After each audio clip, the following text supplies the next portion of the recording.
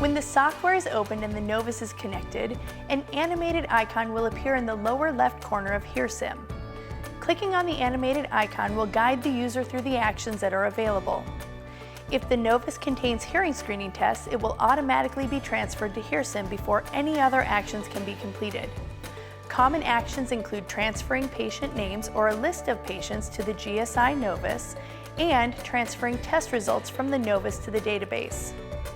The most commonly used feature of HearSIM is to create a daily patient list of babies in need of hearing screening and transferring the names to the GSI Novus.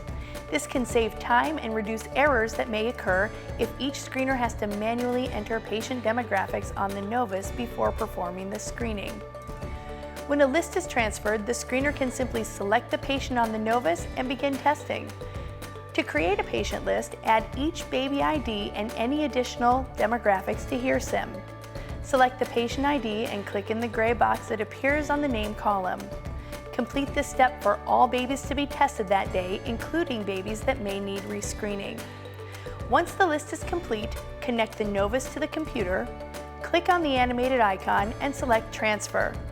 Once screening has been completed for the day, connect the Novus, click on the animated icon and select Import. All test results will be transferred into HearSIM and deleted from the Novus.